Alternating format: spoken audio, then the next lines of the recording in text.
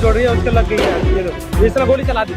দিল্লিতে ছাত্র আন্দোলন ঘিরে পুলিশের ভূমিকা নিয়ে বিতর্ক নতুন নয়, তবে এবার আলোচনার কেন্দ্রে উঠে এসেছে একটি প্রশ্ন।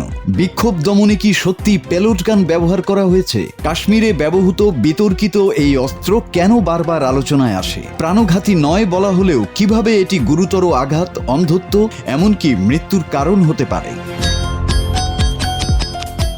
সামাজিক মাধ্যমে ছড়িয়ে পড়া কয়েকটি ভিডিও ও ছবিতে আহত শিক্ষার্থীদের শরীরে ছোট ছোট ক্ষতের চিহ্ন দেখা গেছে। আন্দোলনকারীদের দাবি এগুলো প্যালোড গানের আঘাত। তবে দিল্লি পুলিশ এই অভিযোগ সম্পূর্ণ অস্বীকার করেছে। তাদের বক্তব্য, বিক্ষোভ নিয়ন্ত্রণে প্রচলিত পদ্ধতি ব্যবহার করা হয়েছে, প্যালোড গান নয়।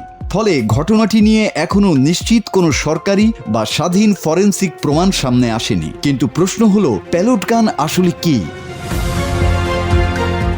প্যালোড গান হলো এক ধরনের বিশেষ বন্দুক বা এয়ার গান, যা সাধারণত সংকুচিত বাতাস বা গ্যাসের চাপে ছোট ছোট ধাতব বা সীসার তৈরি মার্বেলের মতো দানা বা ছররা গুলি ছুড়ে দেয়া হয়। প্যালোড গান সাধারণত দুই ধরনের ক্ষেত্রে ব্যবহৃত হয়। আইন শৃঙ্খলা রক্ষাকারী বাহিনী যেমন পুলিশ বা আধা সামরিক বাহিনী হিংসাত্মক ভাঙা বা বিক্ষোভকারীদের ছত্রভঙ্গ করতে এই বন্দুক ব্যবহার করে। অন্যটি সাধারণ নাগরিক বা ক্রীড়াবিদদের জন্য এক ধরনের এয়ার রাইফেল। এই বন্দুকগুলোতে কোনো বারুদ ব্যবহার করা হয় না। স্প্রিং পিস্টন বা গ্যাস সিলিন্ডারের বাতাসকে কাজে লাগিয়ে গুলি ছোড়া হয়। একটি মাত্র বড় গুলির পরিবর্তে এর প্রতিটি কার্তুজের ভেতর 400 থেকে 500টি ছোট ছোট সীসার বল বা ছররা থাকে। বন্দুক থেকে গুলি ছোড়ার পর এই ছররাগুলো চারিদিকে ঝাঁকের মতো ছড়িয়ে পড়ে। ফলে নির্দিষ্ট একজন মানুষকে লক্ষ্য করে ছোড়া হলেও আশপাশের বহু মানুষ একসাথে আঘাতপ্রাপ্ত হয়। এটিকে অনেক সময় নন লেথাল বা তুলনামূলক কম প্রাণঘাতী অস্ত্র বলা হয়। নিরাপত্তা বাহিনীর দাবি, বড় জনতাকে দ্রুত ছত্রভঙ্গ করতে এটি কার্যকর হতে পারে, কিন্তু বাস্তব অভিজ্ঞতা ভিন্ন চিত্র দেখিয়েছে। বিশেষ করে কাশ্মীরে বহু বছর ধরে প্যালোড গান ব্যবহারের ঘটনা আন্তর্জাতিক বিতর্কের জন্ম দিয়েছে।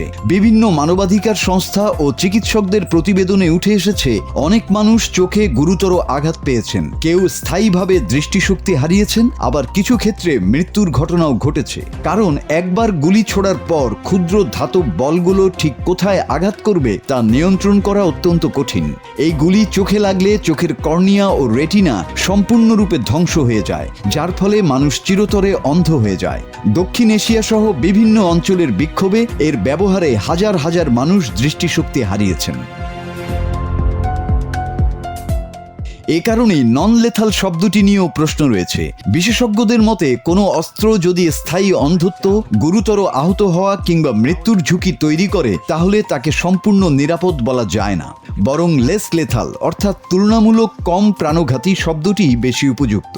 আন্তর্জাতিক মানবাধিকার সংস্থাগুলোরও অবস্থান পরিষ্কার। তাদের মতে, ভিড় নিয়ন্ত্রণে বল প্রয়োগ করতে হলে তা হতে হবে একান্ত প্রয়োজনীয়, সীমিত এবং পরিস্থিতির সঙ্গে সামঞ্জস্যপূর্ণ।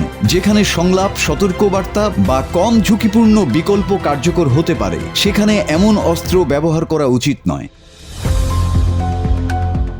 দিল্লির সাম্প্রতিক ঘটনায় আসলেই প্যালোড গান ব্যবহার হয়েছিল কিনা সেটি এখনো প্রমাণিত নয়। তবে এই বিতর্ক আবারও একটি পুরনো প্রশ্ন সামনে এনেছে।